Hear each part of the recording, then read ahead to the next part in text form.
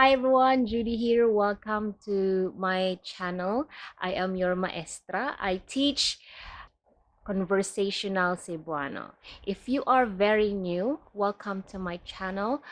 And today, our lesson is about the verb think. Before we start, I would like to apologize to everyone about my previous video, verb where a couple of you guys complained that I went too fast with the lesson. I will try to speak slowly and go slow with the lesson. Think in Bisaya is huna huna. Okay, huna huna. Think. Before we go to the lesson, I want you guys to listen to these audio files. And after this, we are going to break it down word for word. Okay, now let's listen and I'll see you at the end of the audio file. Verb think. Huna huna. Huna huna. Here are sample sentences on how we use the verb think, huna huna, in a sentence.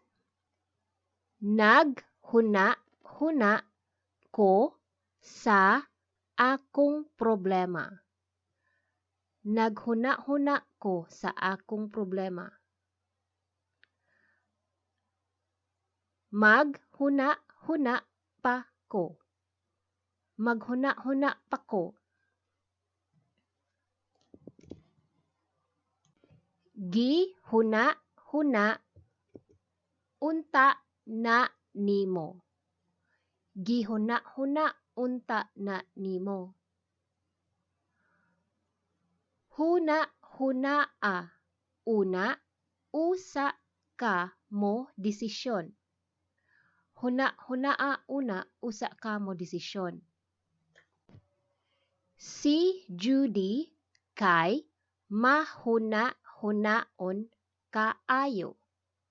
Si Judy kay mahuna-hunaon kaayo. Ang tig-huna-huna sa among grupo kay si Judy. Ang tig-huna-huna sa among grupo kay si Judy. End of audio files, verb think. Huna-huna. Now let's go to the past, present, and future tense of the verb think. Huna-huna. The past tense and the present tense are just the same. So, naga-huna-huna, naga-huna-huna. Okay? This is the formal form. For informal settings, we usually use naghuna-huna or ga-huna-huna. Okay, usually we say ga. We love to shortcut words because it is more efficient. Now let's go to the future tense. Future tense for huna-huna is maghuna-huna. Maghuna-huna. Now, we have other variations. I can only think of 5 variations of huna-huna. If you know other variations, please leave it in the comments below and let's discuss it in the comments section. Okay, so what are these variations? We have gi-huna-huna. Gi-huna-huna. Huna-huna-a. Huna-huna-a. Huna-hunaon. Huna-hunaon. Ma-huna-hunaon. Ma-huna-hunaon.